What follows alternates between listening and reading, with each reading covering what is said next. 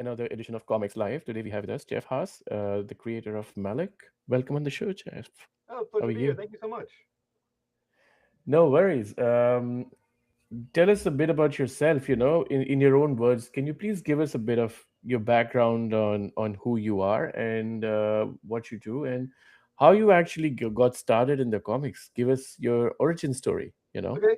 Well, currently I'm a special educator, English teacher at a junior high school. So that's what I do during my day job.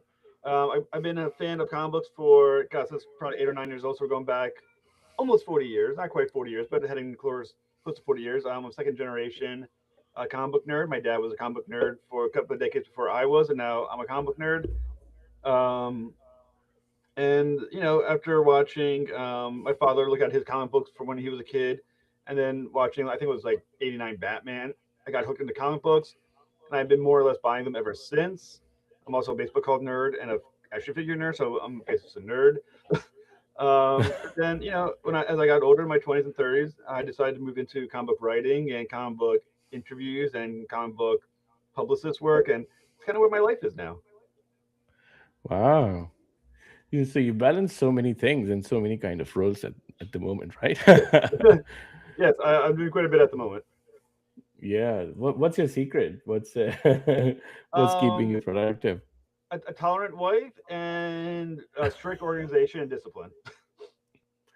Those are very, very important traits. Yes, and Mhm. definitely a supportive wife is goes a very long way. Amazing. Tell us how you got into comics writing. Was it something you already always been interested in, or like did you always wanted to be a comic book writer? Yeah, so basically, long story short, as I said, a comic nerd growing up. My dad was a writer as well. I grew up watching him write on the computer. Usually, I was playing with my toys. I watched my dad write, and it got something that I got inspired to want to do as well. And then honestly, comic books were a natural direction from being a comic nerd to wanting to write my own. And sometime in my 20s, I believe it was my 20s, I don't know, it's been so many years ago, Crushing Comic Books came out, and I was enamored with the company. I just loved everything they were doing. Mm, Um, and they were opening to unsolicited scripts for their company, which most companies don't allow, but they did. So I started writing a script for a comic book that I would submit to them. And right like a week before I was ready to submit, they went out of business. They announced they were going out of business, wow. so I couldn't actually do it. So I turned that script some years later. I revisited it, I think, in my late 20s, and that became the graphic novel Stances, which is available on Amazon and a bunch of other stuff. Mm. Wow, that's fantastic. Tell us a bit about your current campaign, Malik. What is it about? And without actually spoiling the story, which could be hard. Yeah, I fall into that trap all the time. So basically, Malek Running Devil. This is the third issue of a six-issue miniseries. Basically, long story short, is that it's a story about Malek, who is the was the wrath of God, who Mm, is told to basically kill the devil. Um, the problem is there's two problems with that. First, when you go to when an angel steps foot in hell, as is the theology, they can't go back to heaven. They're considered unclean. They can never return to heaven. mm, Um, and also, when you kill the devil, you also got to become the devil. That's not mythology. It's my mythology, but it's just how it goes. And Malik finds that not only is he now trapped for eternity in hell, but he's also basically going to be the new Lucifer in hell, or supposed to be. And mm, he doesn't like that. He's like, "What? Why was I? I did what I was told. I was loyal. I was a good. I was a good follower. I always did what you demanded of me. Why am I being punished by being forced to be in hell?" And he mm, realizes that he doesn't have to just take it, and he goes on a campaign to get revenge on his creator, um, which eventually will lead him from hell to purgatory to heaven. wow, wow. Also, the art looks stunning. It's really, really like very goth Yeah, by it, it, design. it, So yeah. it it's definitely very '90s image. It's kind of like this some Spawn. Mm. inspiration. But yeah, it's a metal. I call it like metal AF. It's a high hardcore metal comic book, right? It There's is. no screwing around. It's not. There's nothing about it that's cutesy or jokesy. It's very high octane, very 90s image, hardcore action, goth looking backgrounds. It's like I said, I Yeah, really think the artist Juan Amaran absolutely killed it. The story totally. is it's sort of like John Wick meets Spawn because Wow. he's very focused. As they say about John Wick, he's a man of extreme focus, right? Once he has something in his mind that needs to do, he goes directly at it. The whole comic book has this insane momentum that just keeps on going and going and going. Um, and the more he goes, the angrier he is about the situation as he becomes more corrupt by the experience of being in hell. He becomes corrupted by it, Mm. and he also gets corrupted by just hate. I mean, hate itself is a very corrupting emotion, right?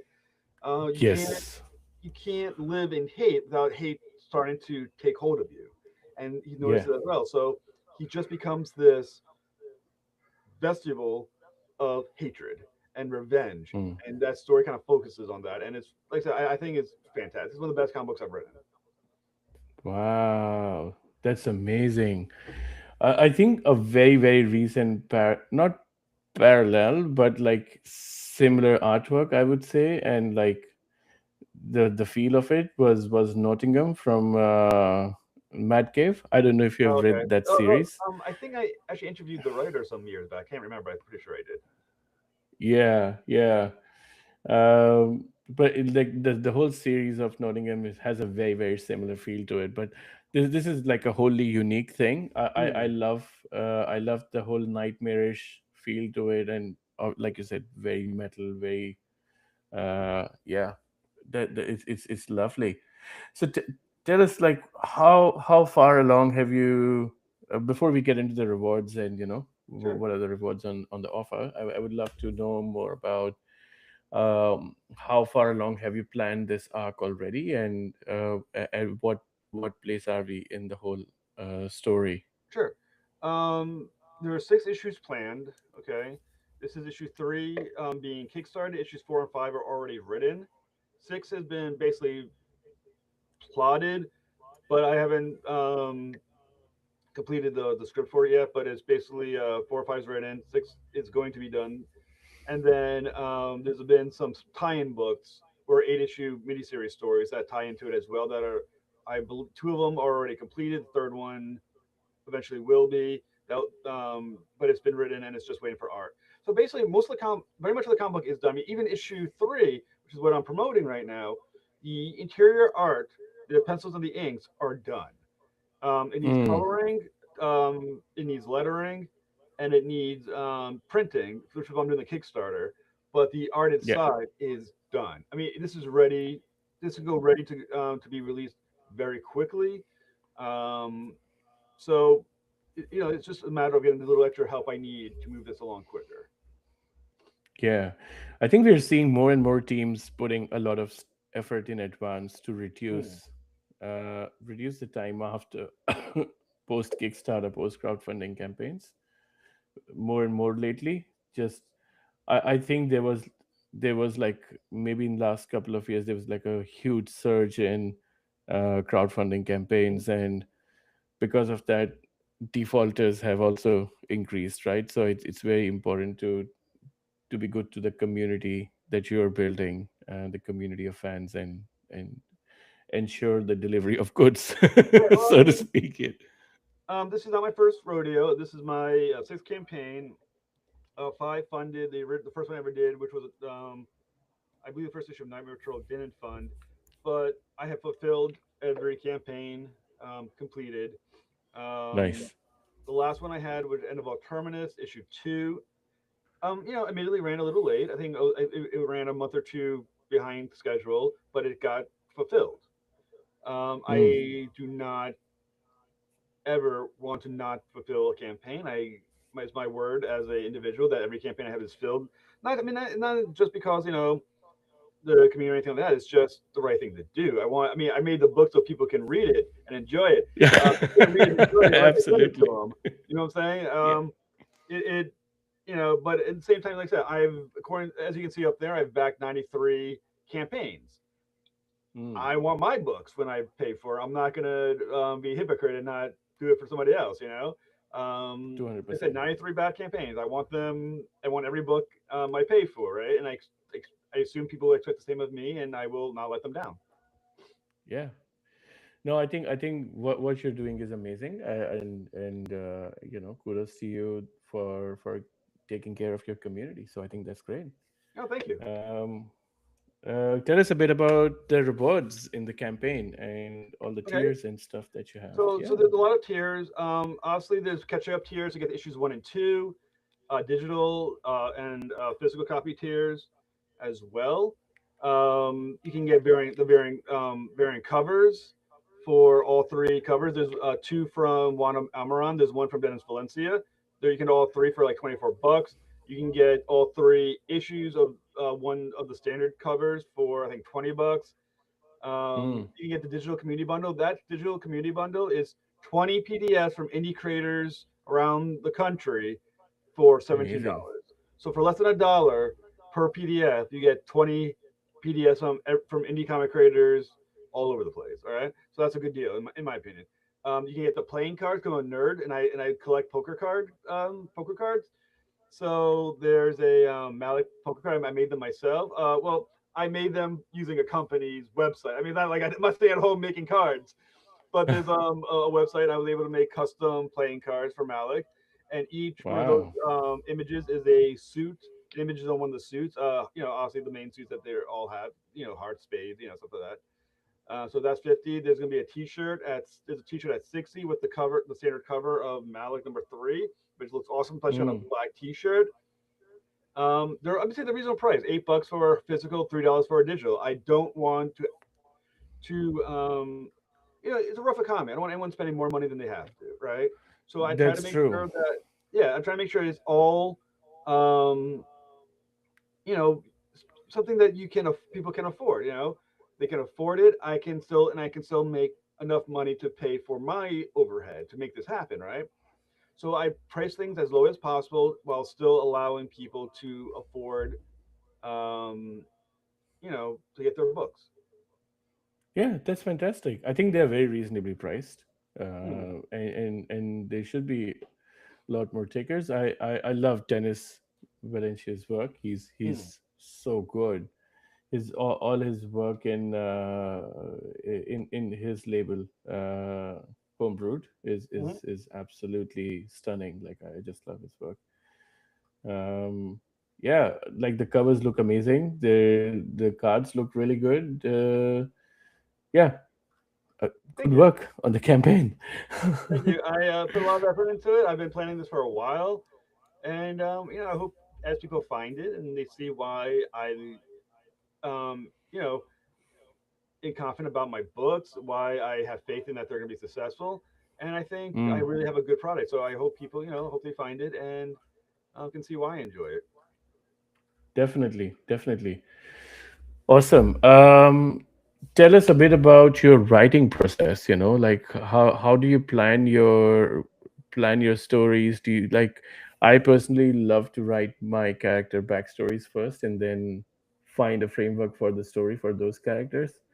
But like every writer has their process. So what's yours? So basically, I plot the full series, or in my head, I'm just like, usually it just starts as a mental game in my head of, what could I do with the character, and I plot out the story, which is like this is basically gonna be 6 issues long. This is how it could begin. This is the middle. This is the end. Done. And then when that works, and I see the line, the story arc in the 6 issues, I go back to each individual issue and then I plot that out. Um, panel by panel. This is going to be panel one, page three. Page two, one, two, three, one, and then I go back and then I add the dialogue and the captions. And by that, and it makes sense 'cause I know exactly what's going to happen, so it just makes it easier to plot out what's going to be said, how it's going to be said. That's pretty much the direction I take the story in. And then obviously I take the script and send it to the artist, and he makes something beautiful with it, which is fantastic. But it's basically taking something the big picture and slowly bring it down, to its essence, from the big idea Nice. to panel by panel, and that's kind of just my process. Amazing. How often does it happen to you? Like it happens to me a lot. Like when I artists come back with an idea saying, "Can we just tweak this panel a little bit with their ideas?" And I'm like, "Holy crap, this looks better than what I had originally thought of in my mind." You A know? lot. I mean, as you can see, Juan Amaran, he did a beautiful. I mean, his art is gorgeous, and I'm not giving him the basics of what I want to see, but I trust my artist that he has a better visual mind than I do, and he does, and he'll bring something back. I'm just like, holy crap! My favorite moment as a writer is not writing the script, which, as any writer knows, that's painful as hell. It's hard to write a script. I mean, it's hard. Um, you know, the fun part is when you send the script to the artist, and then you start seeing the Yeah. pages come back, and everything you visualize in your brain is either there or better, and that's the fun part, getting them back, and that's when it gets exciting. Yeah, yeah, yeah. That is amazing. Yeah, that's why I love the make process of making comics. It's Mm, completely unique and different as a medium to like a lot of other, storytelling. Like with novels, because I used to write a lot of short stories for like science fiction magazines yeah. in the US, and like uh, the process was always about like just getting it from my brain to paper and then just shaping it, like multiple times, and like Mm, maybe after like 5 or 6 passes I'll have a story that I can go and sell to a magazine. But then like comics is so different because you're collaborating with others, and there's like a letterer who just adds another layer, and there's a colorist who adds another layer. So mm. many good layers to it, right? Yeah. I mean, it's fun. I mean, it's nice to be part of a team, when the team works. I mean, when you have a team with an artist that's willing to go above and beyond, the colorist is on board and they wanted to go beyond, above and beyond, and the letterer is top notch. It is exciting. It's a fun process, and they do become your team. And when you have the right team, they also become your cheerleaders. They get excited as you. They want to promote it as much as you do. And like I said, it's fun to have a team around you. You don't always have a team around you in Absolutely. life. If you're a novelist, your team is you and a computer. If you're, I mean, this is how it goes, right? It's nice to have a team Yeah. of those who around you who are rooting for you and you're rooting for them, and you got a lot of energy pushing forward. That's fun. Absolutely, absolutely, 100% agree on that. Amazing. Cool. We're slowly segueing into our next section where we actually want to talk about the top five pop culture things you like.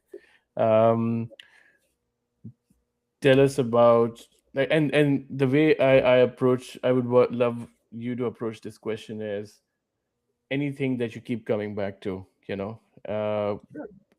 And it's a very broad question. It could be like a movie, a TV show, or a comic book. Anything that Okay, subliminally affects your work, so to speak. sure. Let's go.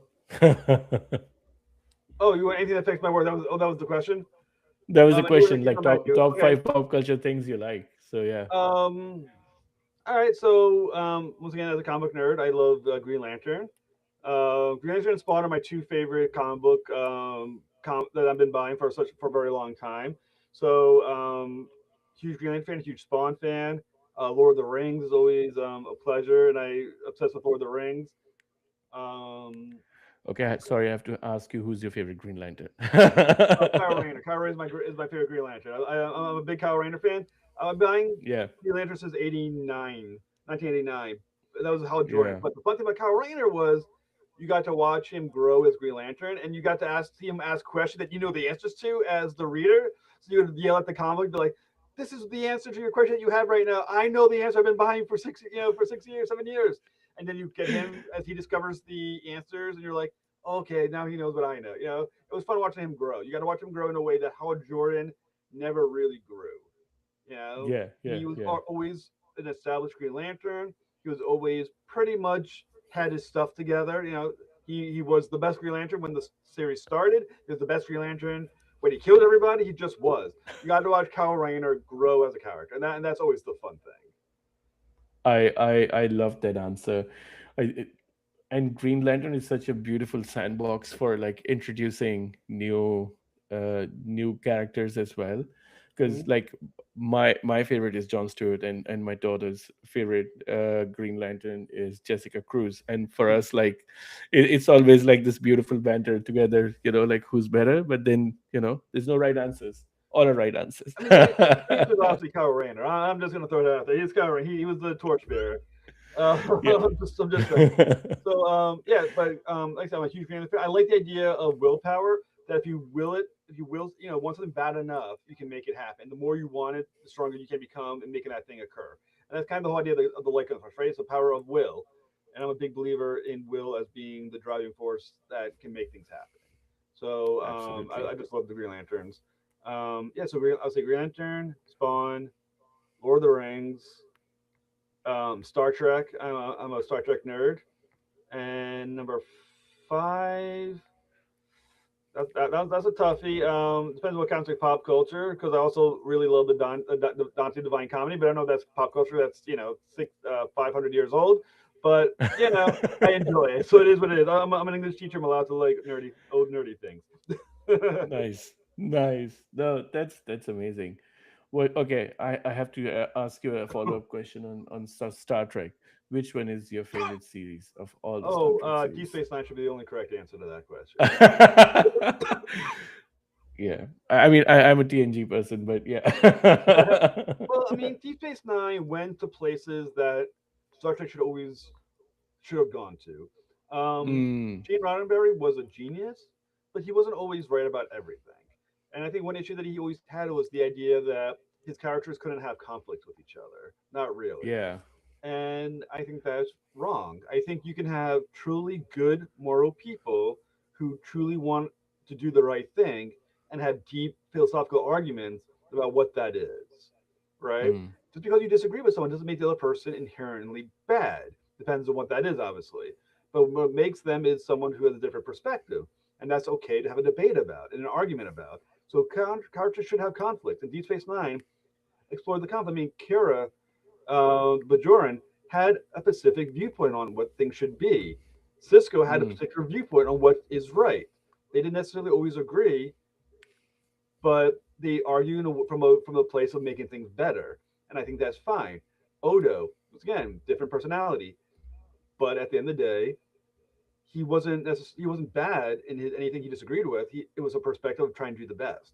And I think Deep Space Nine mm, explored how good people can have honest disagreements and debates and live in a world that inherently can't be perfect because we're people, and no matter how evolved we are, socially, emotionally, we're going to be a flawed individual. And I think Deep Space Nine explored that in a way that the next generation didn't, because their characters were all relatively perfect. I mean, they were always morally right, and they always were yeah, morally in agreement with each other. yeah, So I yeah, kind of yeah. preferred the spice of Deep Space Nine. Voyager was good, but I think they also kind of missed out on some opportunities that they didn't enjoy. Enterprise, I will admit, is the only TV series from Star Trek I never finished. Never Mm, really will finish Star Trek Enterprise, and the original series was good, but at the same time, while I recognize it's the best show for its time period, it just obviously doesn't have quite the dynamics of what Deep Space Nine was able to get mm, away with. But mm, I mean, the mm. original. I mean, obviously, you got credit for being the first, and you got credit for being of its time. But Yeah. you can't get wrong with Deep Space Nine the fact that it just was allowed more complexity. Oh yeah, definitely. I would 100% agree with that. There's I don't love the newer ones. I've stopped. I don't know if I have so many thoughts on Discovery and all the new stuff that's come out. Don't even get me started on Picard, but but yeah, I would say Deep Space Nine was probably the last, and probably Voyager had some fantastic episodes as well. Those were like the final ones where I would say like I, I've had my good share of Star Trek. Well, like I mean, I'm a bit of a fan of Star Trek. kind of a late arrival. I mean, I was a fan of Star Trek. As far as my parents, my father would watch Star Trek, and I'd watch Star Trek with them. Then I kind of drifted away. But when I got my own podcast, I was interviewing some Star Trek people from Discovery. It kind of brought me back into the universe, and I will say Mm. my Trekkiedom has now started to increase as time has gone on, and I had dived deeper and deeper into the franchise, and Yeah. my appreciation for it has grown in the exact opposite direction of Star Wars, which has fallen. Um, but I will say I have, I hear yeah, you. I've grown to really appreciate the Star Trek universe, and I would say my least favorite series is Enterprise, but I will say my second to least is Discovery. Even though it did bring me back into being a Star Trek fan, I did love a lot of what they were doing. I just think too often um, they got they were in the moving in the right direction. They had that great hit. You know what I'm saying? And then they fumbled the ball. They Yeah, they had that yeah. great throw. They fumbled the ball at the wrong times, and it kind of missed out. But I must say I Mm. did love Picard. I know you said you didn't like, but I like the seasons 1 and 3. I thought were fantastic. Okay. And I do enjoy Strange New Worlds. I think that's a fantastic show. More than it hits, more than it misses. Mm. Prodigy was fine for what it was, which was a kid show, and I thought it had some good ideas. Lower Decks was fun as well I for what it like Lower was. Decks. It's yeah. It's one of the. I mean, I would put Lower Decks and Prodigy kind of that like. Did it feel like Star Trek? But was it fun to have? It was fun that they existed and they explored different aspects of it. Sure, I thought it did. Yeah. And Starfleet Academy, I'm hanging in there. I'm enjoying it well enough. I think it's getting better as the show goes on. So it's beginning to get Yeah. its footing, and they're not as worried about making every character the coolest character possible, and they're just saying, "Here's a good story. Let's just do it."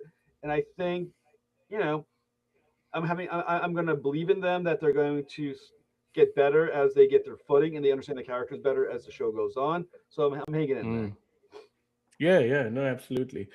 One thing obviously is with Star Trek in general is there's so many the framework itself gives so much freedom to explore Yeah, and and have so many unique and different stories, and that's how like you already mentioned like hundreds and hundreds of episodes worth of like stories that are like beautifully told right. and have a very unique flavor to them, which is not what as opposed to that Star Wars has. Like it's very restrictive as a framework. It's such a small self-contained story, like the first three movies, and even the prequels, even if they've tried to expand the world, Mm. they're like very self-contained stories. It's very hard to actually expand that world into something that's constantly interesting, you know. Well, I think the thing was uh, the difference between Star Wars and Star Trek, in my opinion, is that Star Wars was a brilliant idea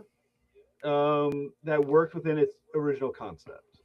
You have the mm, Force, you have the growth of the coming of age story of Luke Skywalker and Darth Vader. You have Light Force and Dark. I mean, that's kind of like the framework: rebellion versus the Empire. And within that framework, it really does work. The first three movies are terrific. They truly are yeah, terrific. And that framework works terrifically. But once you try spreading beyond that, it quickly loses the thread of what it was supposed to be about. And because of its own the way it's set up, it's very hard to do anything new. You know what I'm yeah, saying? It's like once you have the Empire, I know in the books they have to use the Yuzon Bong or whatever show up later on eventually, but for the most part, the dynamics of this is a rebellion and this is the Empire is something that just kind of keeps on having to replay itself, and over time it becomes yeah, less interesting because you already did it. You have a Death Star that destroyed a planet, so all you can do is up it, I guess, and have destroy suns now. The sun, it's like all right, but I kind of felt like I already solved this. With yeah, it's hard to then make it something new because what it was about was contained in the three movies. Star Trek yeah, is more of just an idea, which is in the future. Um, People will accept diversity of each other and the world. We will become mature as a species, and then we'll start exploring. And then after that, whatever happens, happens. It's a very yeah, open-ended idea, that the original series did a good job of setting in different directions. So because it's always been able to go in those different directions, as long as you're open minded, you can let it take you in any direction it wants. You Yeah. know, Yeah. and I think that just opens the door for a wider range of storytelling than what Star Wars does. Which I will say, I mean, I bought when I was a kid, I bought every single Star Wars book there was. I was what they call the EU now, the expanded universe. I bought them all. I mean, I would sit and read. Teachers would yell at me because I would sit in their class and just read my books of Star Wars. I mean, I was a nerd. I read the comic books as well. I mean, I was into it, but I fell Mm. out of it sometime around the prequel trilogy as I realized that none of them mattered. The books never mattered in comparison to the films. I kind of fell Yeah. out of it. And but Star Trek, it sucked me back in, and I'm enjoying seeing where it wants to take me. And you know, and even when it doesn't, if it doesn't, the next thing also, but I think I like about Star Trek too. Even if you don't like what you're seeing, give it a minute. Something else will come along. You know what I'm saying? It's like Mm. I could watch Discovery, and like I said, I watched it and enjoyed it well enough. I mean, some of it I did not like, but some of it I loved. Mm. But it was like, you know, if I don't like this show, give it time. Something else is going to come in, and you'll get to enjoy what that is. So, you know, not Yeah. every show Yeah. has to be for me. Prodigy was not written for me. I'm a 46-year-old man. Prodigy was not written for a 46-year-old man. So, you know, it's there and it's fantastic that a new audience finds it. But I can have something Mm. else. I can occupy myself in the Star Trek universe. I have Strange New Worlds. I have this show. I have that show. So I love that about Star Trek that it always has something that if you it's there for you, or if it's not there for you, give it a minute. It will find something for you. You know. Mm. Mm. That's very, very true. That's very, very true. Amazing. Um, yeah. We, that's such a good thought to to leave that on. You also mentioned Lord of the Rings. Like, what have you gone back and watched the movies? Are you a fan of the books and the movies? Both? What So of the? I've read the original Lord of the Rings story like 4 times I think. I will say I don't actually like the Hobbit book too much, but I love Lord of the Rings. I have Lord of the Rings in both the original DVDs and the special edition, the extended editions. And I would say the extended editions are better in the first movie, but I rather watch the originals in the second and the third. It's just how it goes. Mm, But Lord of the Rings, is another one that's just it's a brilliant film franchise. I mean, The Hobbit wasn't necessary, and the next movie, I guess, The Search for Gollum is not necessary whatsoever. They shouldn't even be touching it, but whatever. no. I you the performances in that. I mean, Ian McKellen as Gandalf is brilliant. Orlando Bloom as Legolas is Yeah, brilliant. I mean, that Jeremy, casting is spot on. It's so yeah. perfect. I mean, Yeah. Reese Davis, brilliant. The guy, Viggo Morrison, brilliant. Sam, the guy, can't remember the name of the guy who plays Sam, but he's brilliant. The only one that doesn't really Yeah. work is Elijah Wood, and screw it, he's good enough to still make it work. Yeah. Yeah. Yeah. Yeah. But yeah, that's very true. That's very true. He's and like even after watching like the extended cut, and like everybody has their qualms about Lord of the Rings. What shines the big difference between, and you see this play out on the screen, is Peter Jackson being in love with Lord of the Rings Mm. during Lord of the Rings and completely hating his time in Hobbit. Like you can actually see that play out on the screen Well, big I time. mean, the Like, problem with The Hobbit was that it also was not supposed to be 3 movies. It was so no, much filler involved, it's a and thin book. right, and he also felt like he was making fun of the franchise when he was making it. I mean, it's so silly, unnecessarily It is. silly, and so full of filler that it's like make it just one or two good movies and call it a day. The third, three, the trilogy just doesn't work. It doesn't work in relation to the other Lord of the Rings, and because whatever that frame rate they're using too is like ridiculous. It just looked more phony. Like by making it look more real, it made it look more phony. I don't know why. It just did. Yeah. I had some, because I have a lot of friends in New Zealand, and some of them have actually worked on. They used to work for Veta Workshop, Yeah. which is the special effects company that did with Lord of the Rings. And they mentioned that, especially on Hobbit, it was just like a kitchen sink thing. So Peter Jackson would come on and say, "Oh, this is the new stuff that we want to be trying. Let's. This is just a movie where you want to try every single new thing that you want to do." And they were just doing that. They had the Right. budget. They were just throwing money at like whatever new tech that came in, and they just wanted to try it Well, yeah, I on mean, Hobbit. it means that I get annoyed with people who are like, this movie ruined blah blah blah. The Hobbit isn't good. It didn't ruin Lord of the Rings. I just don't really watch it. I watch Lord of the Mm, Rings and I just stop. The Hobbit isn't my interest. The movies weren't interesting to me that much, so I don't watch it that much. Or I very frequently go back to them, and that's fine. My canon in my head is Lord of the Rings. That's all there is to it. mm. Yeah, awesome. We're coming close to time, but before we go, I would love for you to do an elevator pitch of the book and tell us why people should back the campaign. All right, so Malek Green Devil is John Wick meets Spawn. It's a like I said, high octane, action packed, dark, gothic, horror story, but it's also underneath it strong writing, a character that becomes more complex as the story develops. And I think that's fun to explore this character as he becomes more and more of an individual, and he discovers himself more and more. He becomes more interesting, more complex. The world also becomes more complex as you go on it with him. And you're looking at a story that I think over 6 issues gets better and better. And I think you're in. It's a hell of a ride. It's a hell of an exciting ride for this book. And like I said, it's ready to go right now. Other than like some pencil, colors, letters, and printing. And like I said, if you want a good, entertaining book that you can sit down and read it either as just enjoyment, which is fine, but also read it as on a theological, philosophical book about agency and creation, everything involved, and religion. That's a You can read it that way as well. So depends what you want to. It's kind of like choose your own adventure. Do you want to just enjoy the action of it? There it is. If you want a book that you can dive deep into and really get into the characterizations and the philosophies of life and theology and everything else, it's there for you. And I think it's good. I think a lot of people will get a huge kick out of it. Amazing, amazing. Yeah, the art looks absolutely stunning, and really enjoy. I really enjoyed and liked what you said about the writing as well. So I'm looking forward to it, and I hope it becomes a big success and everybody backs the book. Me too. Um,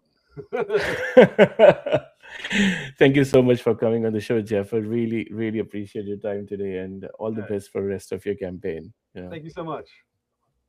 Awesome. Until next time, thank you for tuning in, everybody, and